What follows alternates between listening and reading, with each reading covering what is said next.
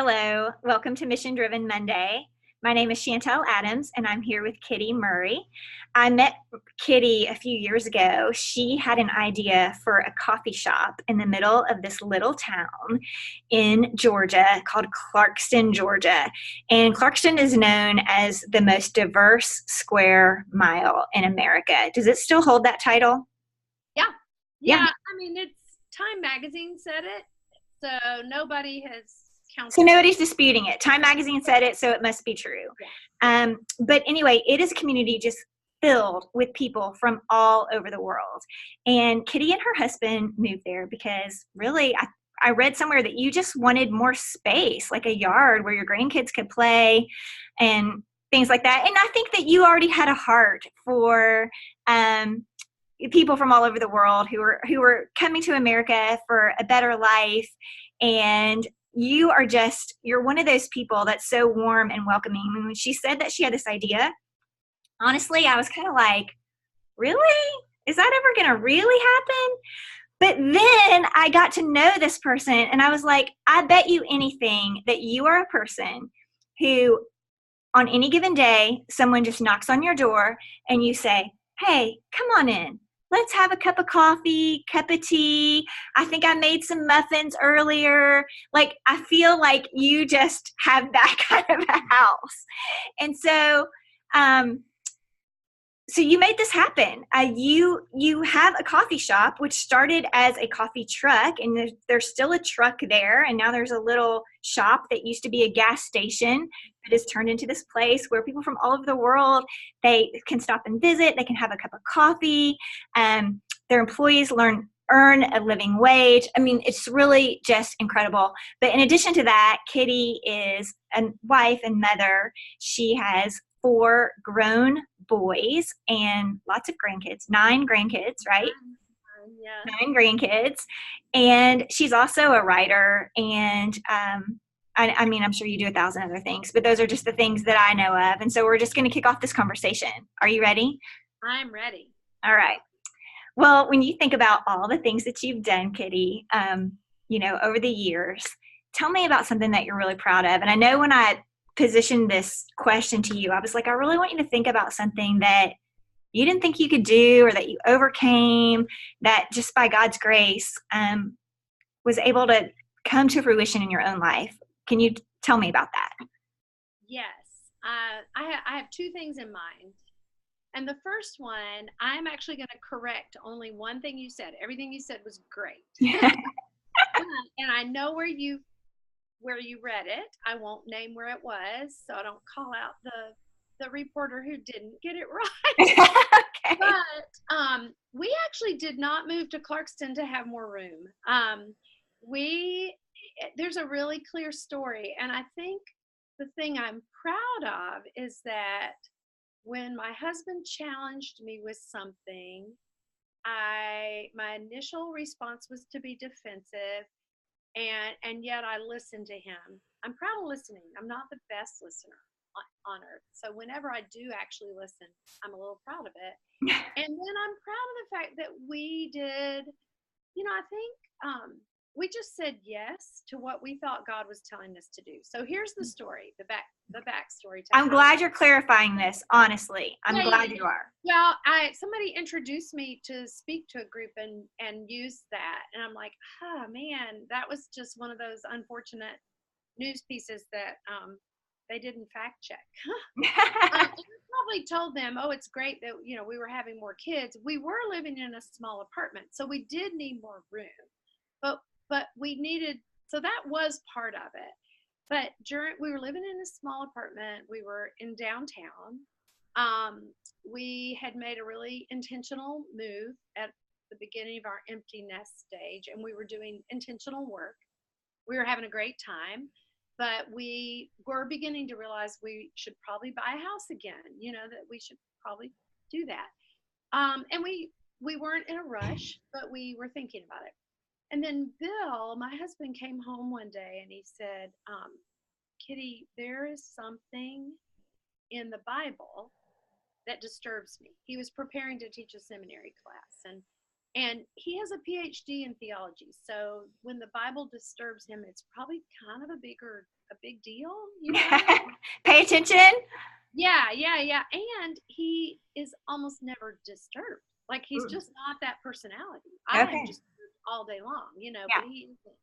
And so he said, why is it when the Bible talks about widows, aliens, and orphans? So women who are destitute, the strangers, refugees, Mhm. immigrants, people who don't feel like they belong, and orphans. And it actually mentions that grouping of people 200 times in scripture. He That's a said, lot. I know. He said those are the people that are mentioned as being on the top of God's list. Like they're the people he cares about deeply because most people don't care about them. Mm-hmm. He said, why don't we have any friends who fit that description? And again, I was defensive at first because I thought, well, we go on mission trips, or we've done, we Yeah. give money, or we've done the things. And he said, yeah, that's not the same. We don't have friends. And so we wrestled with that. And I had to admit that he was right. And in our wrestling, the thing we came up with was the issue for us was proximity, that we knew people and we had, but we didn't have regular proximity. In other words, we weren't neighbors to Mm-hmm. people who fit that description. So, and it's a really cool story how we ended up in Clarkston and the house we bought and how that happened. And it's kind of one of those unbelievable miracle funny stories. But I think the proud is probably not the right word, but I think I'm grateful that we said yes. I mean, it was a Mm-hmm. small yes. Just, okay, we're going to buy a house and it'll be. And I remember saying that night, we kind of prayed over it and we were both like, well, where is that? The the landscape in Atlanta, like most big cities, is shifting. And Clarkston is in Atlanta. It's actually really almost urban how close it is. Well, and you could have honestly moved to a lot of different places in Oh yeah. Atlanta and seen people that were not like you, right? Right. Oh And yeah. but Clarkston is it's a pretty special place. It is. It is. It is over 50% foreign born. Most of those are refugees. The other people who are immigrants are often people who came here through equally legal ways, but have like came here with similar traumas. Mm-hmm. I mean, a refugee is someone who's fleeing war, like they're Right. fleeing real danger. And a lot of immigrants here, it's the same. It's just maybe a different kind of violence, Sure. war or persecution. So it's full of a lot of really heroic people who didn't wake up one day and say, "Hey, I'm going to be a refugee," or "I'm going to have to leave home." Uh-huh. So anyway, yeah, it is a very unique and special place. There's, I think, maybe 40 plus languages spoken Mm-hmm. at our coffee shop. We've been open 2 years. We're about to be open 4. And after 2 years, we counted that there had been about 100,000 customers from over 80 countries come through our. That is amazing. That is And amazing. we forget because this is our normal now. This is our Yeah. neighborhood. These are our friendships. Yeah. Well, you've created this really safe place for people to share their stories and their experiences. And whenever that happens, we grow more empathetic, right? Like the circle widens a little bit more. Right. Um, so you said that Refuge has been there now for 2 years. Well, And 4 now. four, Yeah. 4 years. This May it'll be 4 years. Okay, so 4 years it's been in place, and so I'm sure you've really worked through some challenges as well as been able to celebrate many successes. But when you think about where you are right now in the season after 4 years, what do you feel like you're learning? Huh. I you know the I always say that I'm 62 now, so I was 58 when we started Refuge, and one of the beauties of being older is that I really know what I don't know. So every day I'm learning something. something new every day. I learn about different cultures, which is really fun because our staff right now, there are 14 of us. Let me think about this. No, 13, and all but 2 are full time, and 9 are from other countries. So actually 10 if you count one of the part time who's from Canada. But so we just got this rich blend of people. Mm-hmm. So I think the thing I'm learning lately, all right, I'm gonna isolate it Okay. into one thing. So my husband is a life and a leadership coach, and one of the trainings he does often with people is around this concept of the 5 voices, giant worldwide. It's a thing they do, and Mm-hmm. but it's so effective. He did it with our staff, and and he has all these assessments he does, so I get to learn about myself through Yeah. him and with new eyes. But um, one of the disappointments in my life has been, I was a writer for a long time. Well, I'm a good writer. I don't know that I'll ever be a great writer because I'm just an editor. I don't, writers have to have more. And I also tend to be, I'm a 7 on the Enneagram, so I kind of reframe everything to the positive way too quickly. So I don't Mm-hmm. sit in pain and sorrow very, Right.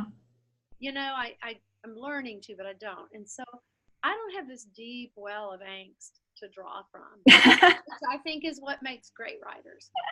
And I don't isolate myself enough. Right. I have I to. do feel like writers do write from their pain a lot of time. A lot, yeah, and Yeah. just from contemplation, which I think I'm a contemplator, but I think in a different kind of way. And Mm-hmm. so I've always thought, oh man, I wish I was just a pure creative. Wish I was one of those people. But Mm-hmm. the other thing I always wish was that I was in the voice language, it's the creative.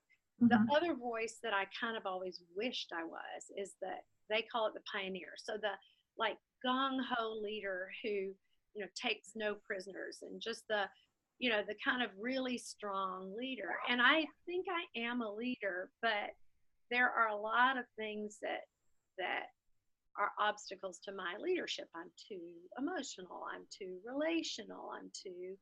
Um, I'm too distractible. All those things.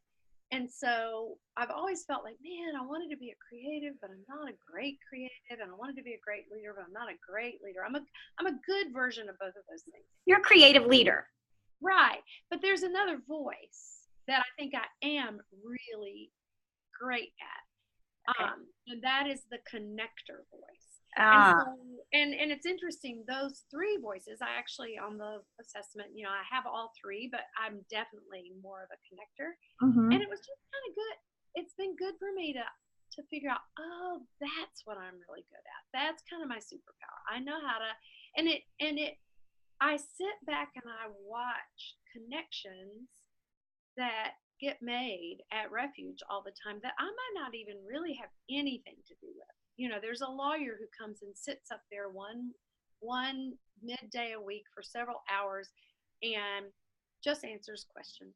He just loves us, loves the community, gets that there are all kinds of needs that don't necessarily need billable hours, and he just gives his time. And I'm watching him make friends with people and then follow whatever issue they're dealing with through to completion. And I'm like, I didn't really make that connection, but I did create the environment where that connection could be made. And Did you feel like did you not realize that was your unique gifting until you were in your 60s? Or is that something you've sort of been tapping into all your life and kind of been like, well, I guess I'm good at that? But is it one of those things where it comes so easily to you that you think that couldn't possibly be a gift because it's so easy and natural? Everyone must be able to do this. Yeah, it doesn't feel like a thing. Yeah. Our kids laugh at me because I introduce them to the same people multiple times, and there are probably some forgiveness and other things going on there. But I'm so intent on making sure people know each other. Right. It's kind of bad because if I forget your name, which I could easily right this minute forget yours. Lately, I've just not been good with names at all. I think my bank kind of overflowed a few years ago. So that's the only time I wouldn't introduce people. Right. Because I'm just, so then I'm super aware that I didn't. But I am so intent on people making connections with each other. But I think what happened with Refuge is there was a certain level of determination to make this happen at different points along the way. You know, like first it was just, oh, if I talk about it to the right people, somebody will do this. And wouldn't that be cool? And then I can say, hey, I suggested that and they did it. And obviously somebody said the other day, there's no I in business, there's just we. And that is absolutely true. But I think for me, the drive to create this thing that I knew in essence what it would be, but I didn't know what it would become. The necessary thing was to connect with people, like to get people involved in it and then connect them with each other. And our original operations guy who helped us get started, who is amazing, he's like a researcher to the max, and he wants to know the information himself. Like he wants to build his own proficiency in how you build out a coffee shop truck, right. how you the inner workings of an espresso machine, that kind of stuff. I would die if I had to approach life that way. I'm just not good at that. What I would do, we would have something we'd need to figure out, and he would get online and download manuals or whatever, he would figure it out. I know we had some HR issues. Well, who do I call? I call somebody who's been a VP of HR at a company that I have a lot of respect for, and I call him and I say, hey, help me figure this out. And then he looks at the situation and gives me wisdom, and we would almost always come to the same conclusion. But mine is to connect with a person. And there's no right or wrong. Right? No. So anyway, I think that is. So I think I probably have always known I'm a little like that. Like connect people, but then it had a name, it had a title. Well, I love that, especially since you live in a community where you're not just living in a community where there's like Hispanics or there's African Americans or whatever. You moved into a community where there's lots of different people who have their own different kinds of prejudices than we have. And so to be able to have a connector that lives amongst everyone, to sort of be modeling like what it looks like to be like Jesus and to be the hands and feet right there. I mean, I think that's cool. You're doing a good job. I love it. Well, I'm not doing everything. That's the thing. I have to come back. I have to just be centered on this so often. In fact, over Christmas, because I'm a mom, I'm a sister, I'm a daughter, I'm a grandmother, I'm a boss, I'm a coworker, I'm a neighbor, I'm a church member, all those roles. Over Christmas, after Christmas, instead of contemplating how sweet all of it was, all I could do was pick apart what a bad job I did and how poorly I took care of people, and so because it was just too much. And so I've never been one to have a word for the year, I think that's a cool thing. We've just never had one. But the word for me came from Psalm 46, and that kind of culminates in, we shall be satisfied with the goodness of the Lord. And so the word for me is to be satisfied, and not necessarily to just be satisfied. Oh, I have what I need, but I'm able to give only what I can give, and I need to be satisfied with that. Like I'm a frail, limited human being who doesn't get it right all the time. But I need to be satisfied with the output, and not expect it to be more than is humanly possible. Right. Well, I think one of the great things about choosing a word of the year is that you can use that word and you can input it into all the different things that you just mentioned. So what makes me feel satisfied as a wife? What makes me feel satisfied as a mother? What makes me feel satisfied as a friend? And be able to really quantify what those things are. Yeah, that's good. That's true. Yeah. Yeah. It gives you a simple language. Yeah. So when you think about being satisfied, and that's your word for the year, and I don't know how to do it. Let me just make it stop. Sorry. It's okay. I thought about that beforehand, that my phone is off, but I didn't know how to do it on my computer. I know. I have the same problem, so I understand. I understand. It's okay. My amount of technical knowledge about yes. this. we can't be successful in every facet, right? It's fine. But Kitti, when you think about your future and you look, I think sometimes it's hard because I think a lot of times we are called to be present and to be satisfied with where we are. But then I think as entrepreneurs and just as business women and just in general, you do have a tendency to look into the future and go, well, what do I want the future to look like? And so when you look into your future, tell me a little bit about your aspirational self. Yeah, that's such an interesting question. I was thinking about that a lot when I read through questions.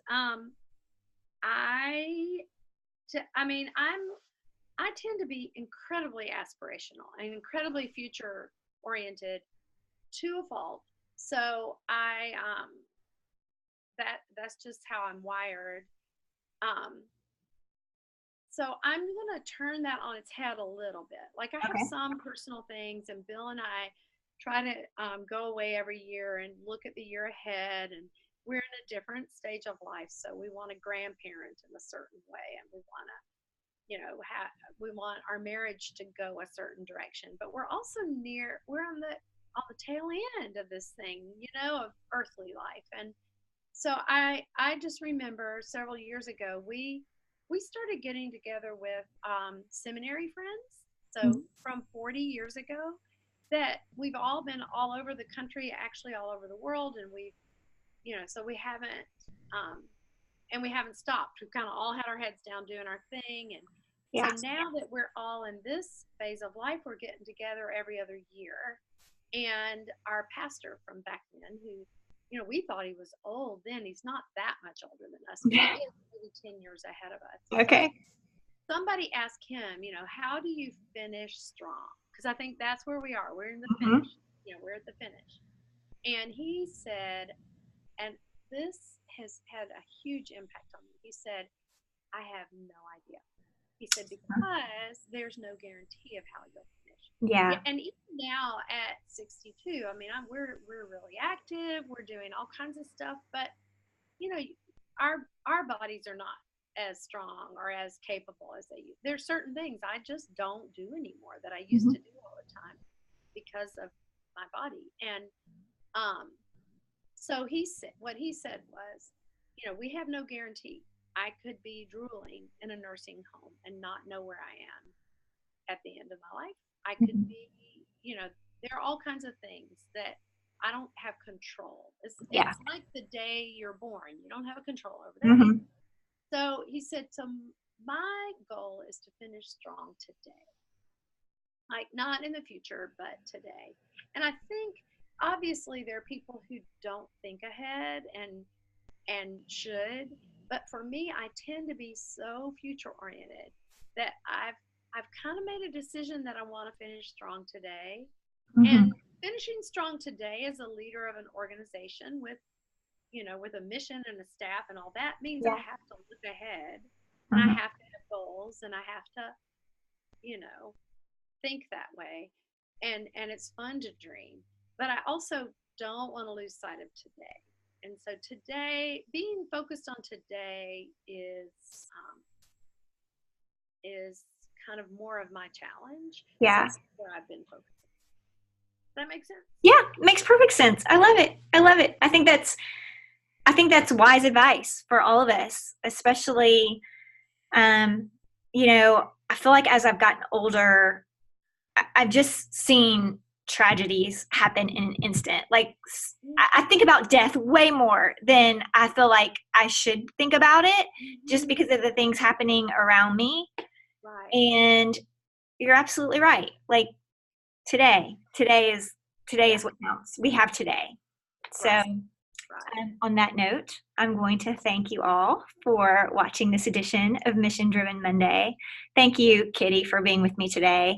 I'm going to post links to Refuge Coffee. You can learn more about that awesome organization and about how Kitti and I originally met. But thank you. Thank you for sharing a bit of your story with us and a bit of your wisdom. Thank you. Appreciate it. All right. We'll see you again next week.